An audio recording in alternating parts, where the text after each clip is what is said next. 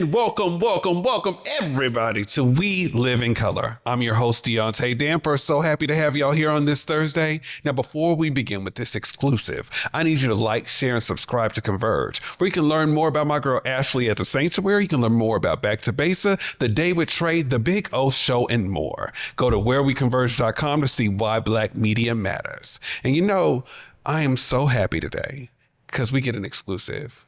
We get to sit with the first runner-up of Miss Island Goddess herself, Diamond St. James. She's going to talk more about her journey, not just in the areas of pageantry, but just more so in the ways that we can be able to support Black and brown folks that are out here, not only just doing these shows. We're not just here to entertain you. We're also here to make sure that we get the reparations that we deserve, okay? So I'm so happy to have her today. But first and foremost, it's somebody's birthday week. So without further ado, how is Eminem, well, not Eminem, 1M, and CJ doing this week? What's going on, SGN? Hello, everybody. Welcome back to the Seattle Gay News Community Brief. I'm Madison Jones. And I'm CJ Emerson, filling in for Maddie Mooney.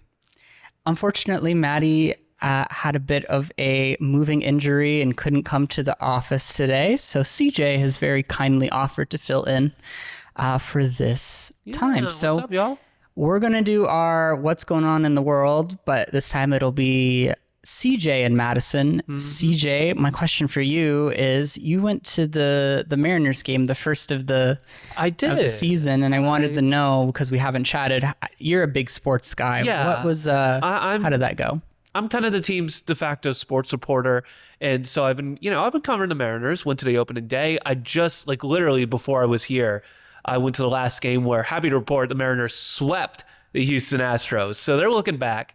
They had a bit of a rough start to begin the year, but things are looking good. The fans are coming out. They're cheering. They're hollering. They're hooting. Hooting and hollering. A Humpy and the Salmon Run is still going. There's now a giant Humpy on, the Humpy's this weird idiot fish that people... Oh, don't call him an idiot. He's amazing. He's my favorite mascot. That's what he needs, a little life raft to swim. But he's beloved, and there's now a giant Humpy balloon on the concourse, and you'll find people wearing little Humpies on their shoulders. And yeah, it's kind of the thing you love about the Mariners, where it's a bit goofy. There's all these different kind of characters and traits, people wearing shoes on their head, but it's a real community feeling there that you just don't get at other pro sports on that level of the pro level. So I really appreciate it every time I get to go down to the ballpark. Cool. Yeah. I mean, I've only recently gone to a Mariners game since being a child, and really? It's still so much fun. It is. As an adult. So it is. Yeah, highly recommend anybody head to T-Mobile Park, check them out. Yeah. But yeah, with me, I guess it's my 29th birthday at time of recording. Yeah, happy birthday to Madison. 29 years on this planet. I know. I feel ancient. I feel like a dinosaur. No, don't say it. If you feel ancient, then in 5 years I'll be ancient, and then we'll both be ancient, and it'll suck. Well, ancient comes for us all, one way or another. One way or another. But it's a mentality, not a reality, is what I say. Young at heart, Exactly. So, all right. Well, with that, we will get into our stories for this week. Yeah, enough sports. Let's talk news. So our top story of the day: Snohomish Mayor Aaron Hoffman spoke out against a mass text which asked residents if the upcoming Snohomish Pride Parade should be vetoed by him. The mayor stated, and I quote, "Standards come before politics. When the event organizer follows the process in place, the city moves that forward, period." And the anti-queer text has stirred strong emotions amongst Snohomish locals, including some city council members. The phone number was even traced back to Mayor Hoffman's campaign. In an Instagram video, he denied there being a further connection to his office. Residents are expected to speak their mind on April 21st, when the city council is scheduled to vote on the Pride Parade permit. Next, transgender activists have been protesting in the capitals of Idaho and Kansas after both states passed laws criminalizing the act of using restrooms and other spaces that align with trans people's gender identity. The protesters in Idaho specifically did a sit-in in the governor's office, and those who refused to leave after it closed were arrested by state police. Thankfully, the community rallied together and raised over $30,000 to pay their bail.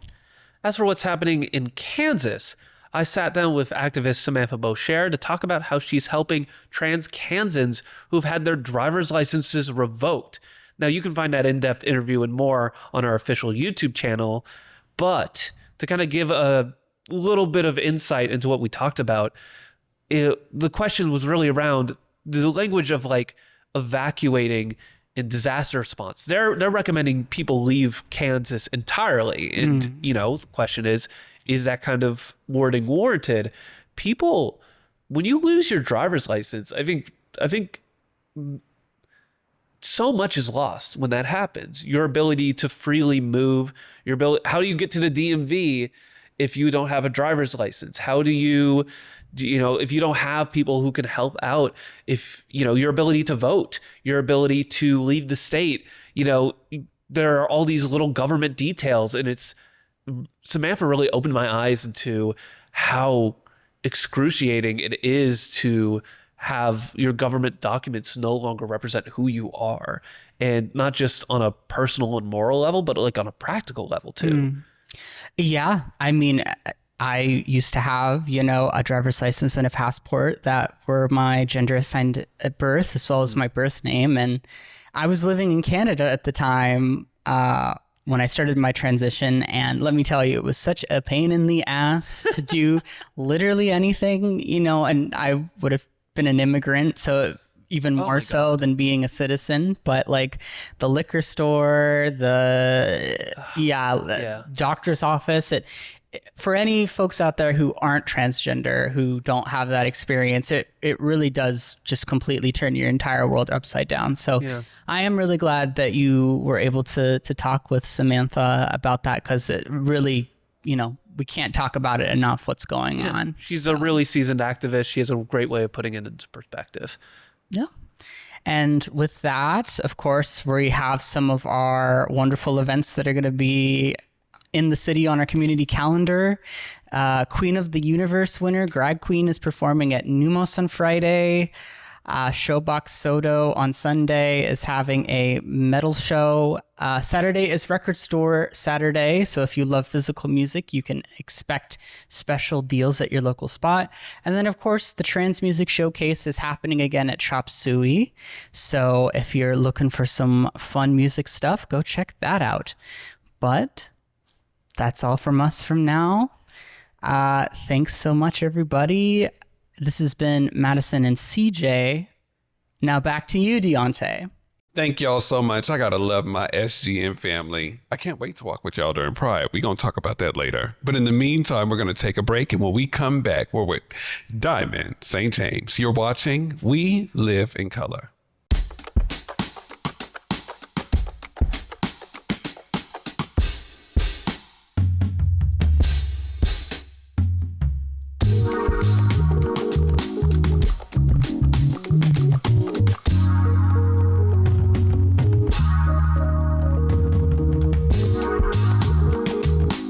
This is it, okay?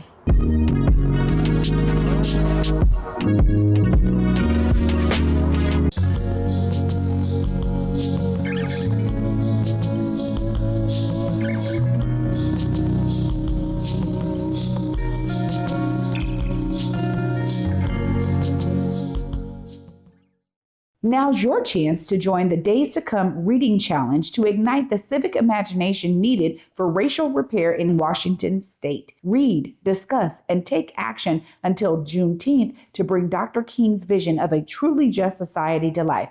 Visit saarcpnw.org for more information. And welcome back. Without further ado, she got the crown. I've been knowing her for, I want to say, at least 8 years. Ooh. And I have watched her climb every mountain. And now, the first runner-up of Miss Island Goddess, we get to hear it right here today in the Black Media Matter studio, Miss Diamond St. James. Hi. Hi. How you doing? Thank you so much for having me. I'm so happy to have you. I appreciate it being here. Your journey. Oh, I mean, that's a long journey. I mean, like you said, it's been over 10 years I've been knowing you. Yeah, The first 10 time years. we performed together, I had you in my talent was. Hold on. I don't want people to know that I could bust a move, but we're gonna talk about that.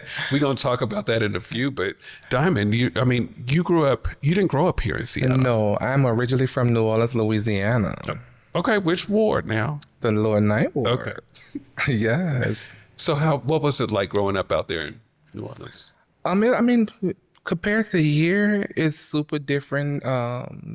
They're more open-minded towards racism and stuff like that, and they're more comfortable being themselves. They're more welcoming, and I love that.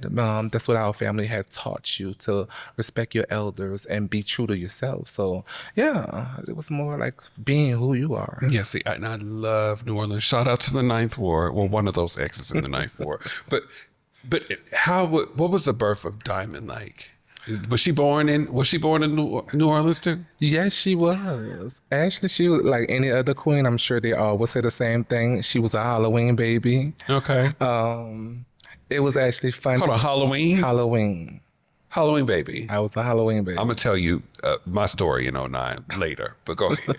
So yes, I was born on Halloween. My brother decided that he wanted to be Serena and Venus at that time. Okay. So we wound up going to the store and buying some tennis clothes, and then that's how I started. Now, as you were in your discovery or just birthing Diamond, what are some of the things that you found about yourself? I was more of a humble. I was always a humble kid, and growing up, just more finding my voice. Cause recently I just started speaking out more. I'm more of a shy person. I stay to myself, and when I am in that corner, I'll just cease to exist. But now I'm more in your face. Like, this is me. How you doing? What's going on? So I enjoy that. I enjoy speaking and being my truth. Yeah, I love that.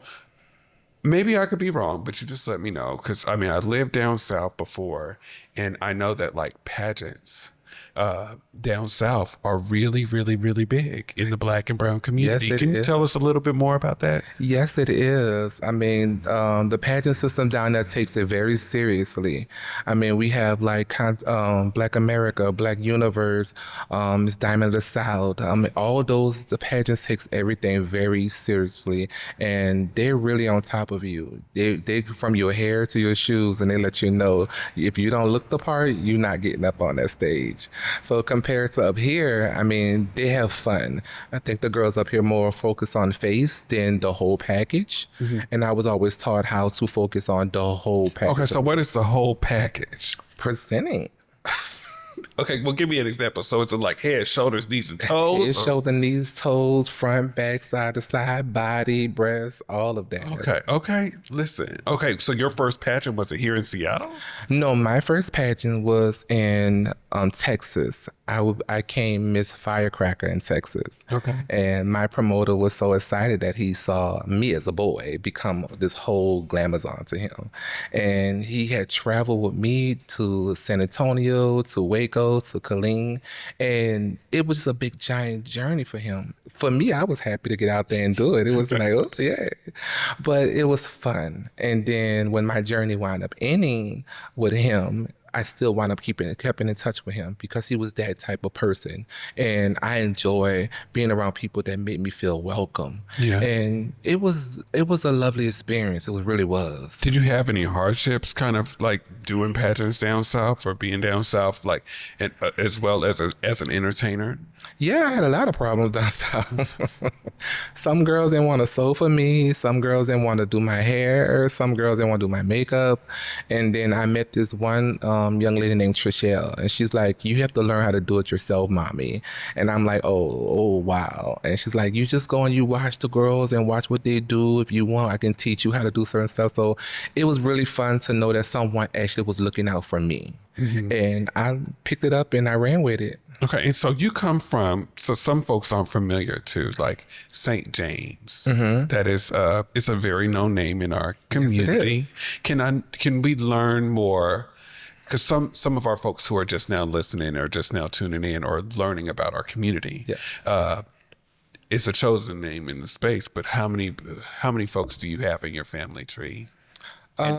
Me personally, I only have 3 kids. Okay. I only have 3 kids. I have one son here, and I have a son in Houston, and I have a son in Florida. The chosen name, St. James, someone have to see them in you. And once they see them in you, they aspire you to be a part of the family and help you grow. And I think that's how when your immediate family begin to aspire and motivate you and educate you on how to be your authentic self. So when I became a St. James, my mother at that time was like, you look like me. And I'm like, I don't see it. She's like, you look like me, but I'm like, I don't see it. So over time, I just kept doing it and doing it and doing it. And then when I finally got the nerve to see me looking like her, I understand what she was saying. You're black like me. Yeah. Okay. So I'm like, oh, okay, now I got it. But the St. James name have been all over New York, Texas, Florida, Miami, Hawaii. It's all over, ballrooms, all over. Absolutely. And, and it led me to ask you this question too. A lot of people, why do you think a lot of us queer community folks go into our chosen families, the queer families? I think more the kids chose to be in their chosen family because they don't get the attention they're supposed to be getting at home, or their mother and father don't understand them well enough to know that who they're trying to be is not what they're trying to achieve for them, but for who they are.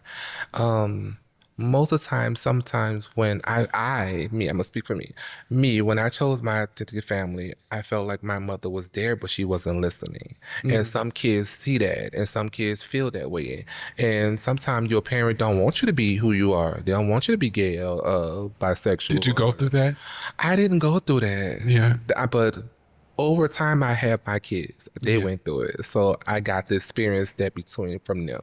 Yeah. So it was a journey. It was a really good journey. Yeah. And that journey brought you to Seattle. Yeah. And we're going to unpack Seattle. We're going to unpack some of these pageants and the crown. When we come back, we're going to take a quick break. You're watching We Live in Color. This May, Seattle Opera presents Carmen. Iconic melodies make Carmen irresistible. Don't miss Carmen, May 2nd through 17th at McCaw Hall. Details at seattleopera.org.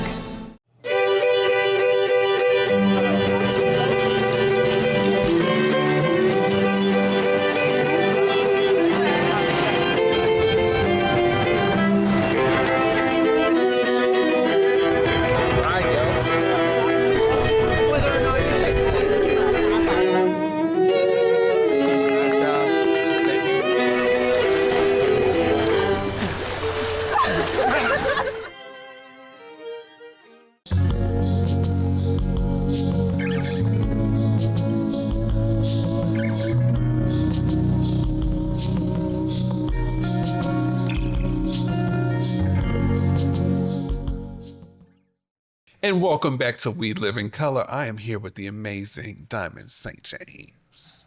Now, we were just talking about you coming to Seattle. Now, how did you get up here?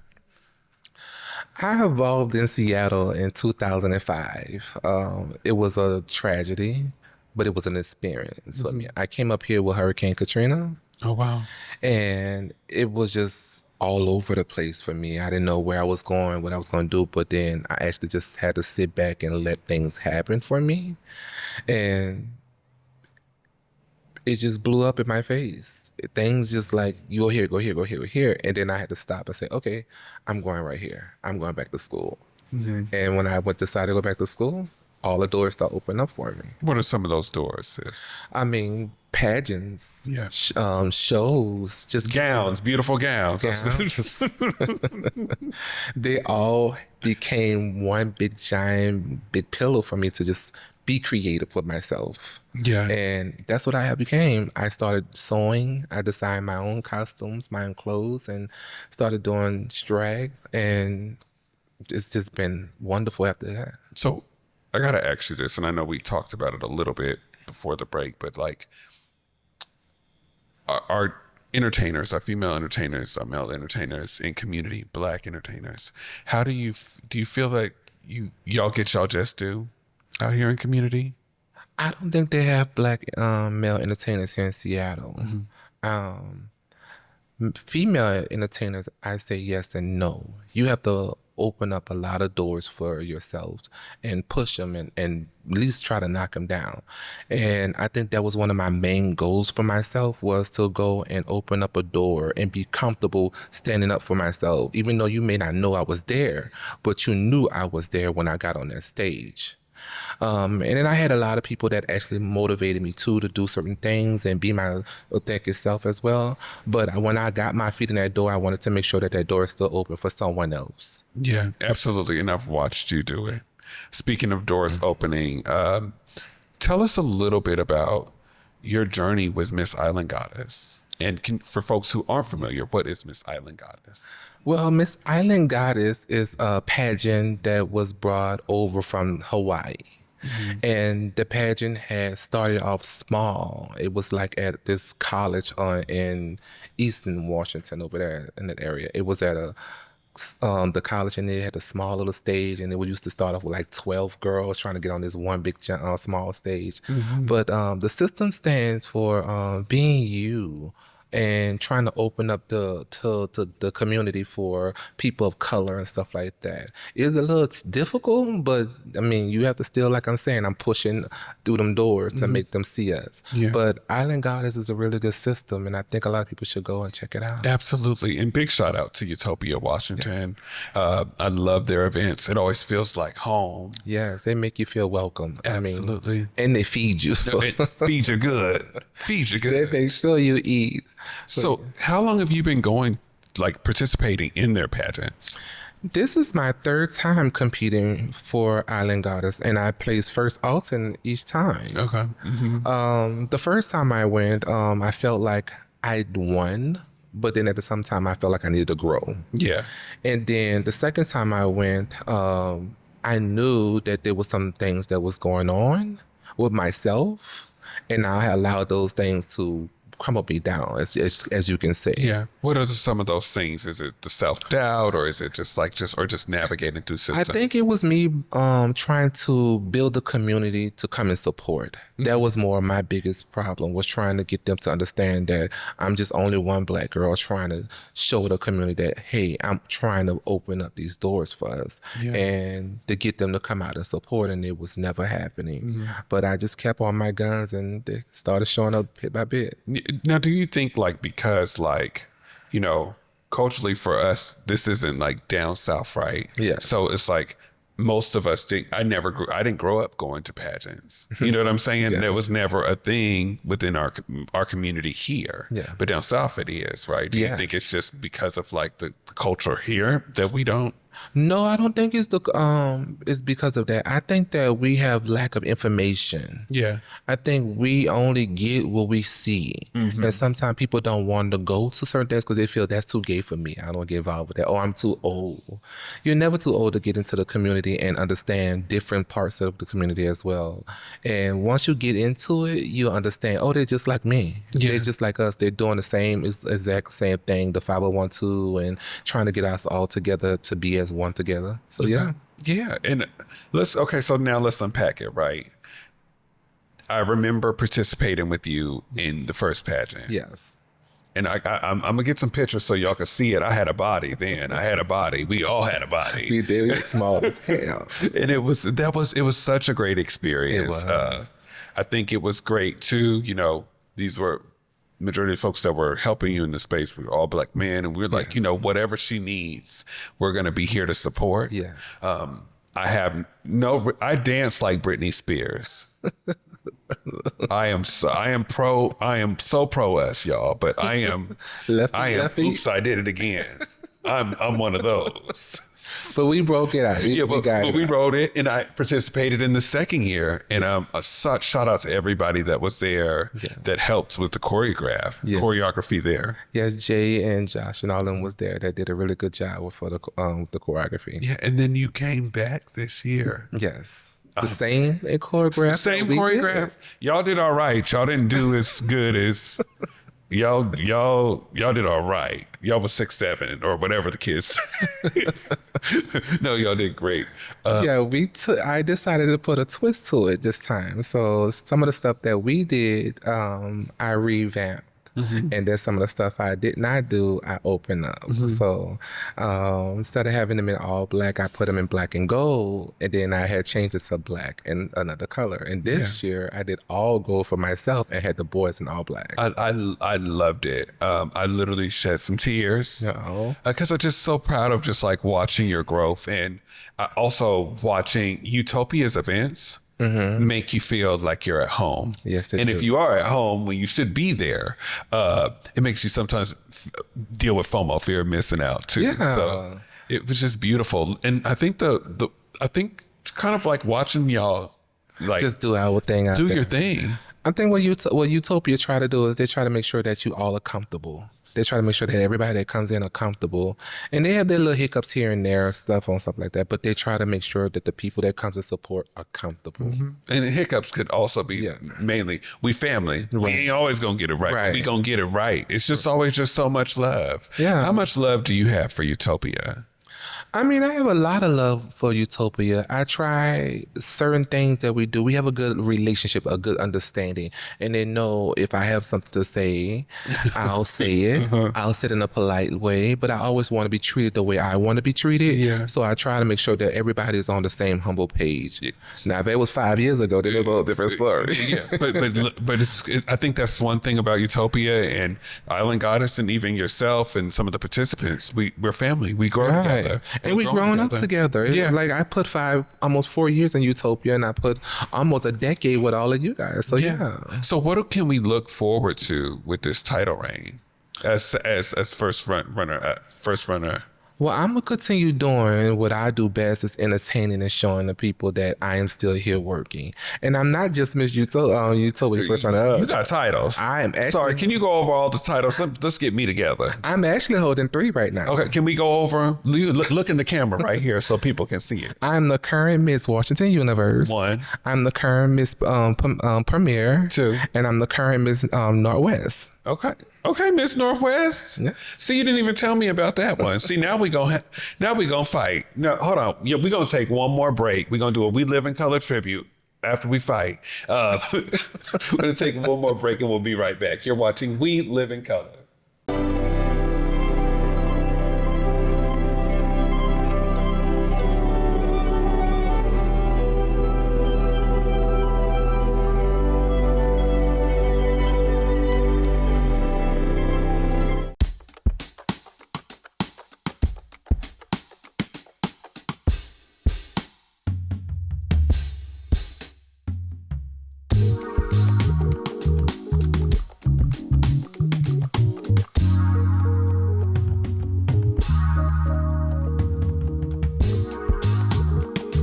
All right, yo, this is it.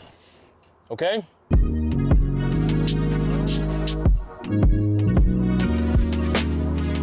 This May, Seattle Opera presents Carmen. Iconic melodies make Carmen irresistible. Don't miss Carmen, May 2nd through 17th at McCaw Hall. Details at seattleopera.org. And we are back with Diamond St. James. Now, sister, this is my favorite part of the show. Yeah. We Live in Color tribute. Who has helped you live in color? I can say the one person that been there with me through it all is Isaac, my godfather. He been there with me through the thick and thin. He's seen something in me and it just struck his nerve, and he just been there ever since, through my ups, my downs, and sometimes the little parts that we go have our shout and match back and forth. But I really do appreciate him a lot because we can talk it out. We just sit there and like it ain't gonna happen, but he's my biggest fan. Yeah. He is one of the people that supports me from up to bottom. He just tell me what it is. He gonna tell you what you need to do. And even if you do it anyway, I'm still gonna be like, you gonna accept it. Yeah, but we lift him up. He is really a real pillar in our community. Yeah, he's always been around appreciate for a minute. Yeah, and he ain't gonna tell you no lie. No, he ain't. I gotta get him on here too. So as we go into our journey, I mean, I know you have already done presentation, right? Yes. But I want you to be able to give community a call to action. Can you do that for me? Yeah. I need you to look right here in that camera. I say the call of action is for us as a Black community to get out and support each and one of us as one. Don't be afraid. If you don't know what show to go to, any event to go online, or you can come on my profile, Diamond St. James on Facebook or Diamond St. James on Instagram, and I will post all the events and let you know where you can find those type of events to be at. But if you want to give a girl a couple of coins, go to Diamond St. James on Cash App, and anything helps. I appreciate it. You know what? You better promote, honey. Now that's how you do that. You know, before we get out of here, I just want to thank you. Oh, you're welcome. Thank you for pouring into this community. I've watched you kick down those doors from the Julias to some of the other pageants in community, creating space for all the other girls and boys in community. Yeah. And although I danced like Britney Spears, she made me feel like I was Janet Jackson because you pour into community. But like did you have fun? I had a good time. That's all that happened. And they can never say that I don't know how to dance. Right. You seen that? See how quick I did that? But I love you and thank you so much for coming on. Please let us know some of your events. We would love to share. I definitely will. Okay. Thank you. And thank you, community, for being here. Join us. Same We Live in Color time. Same We Live in Color channel. Join us next Thursday. Remember to walk with love.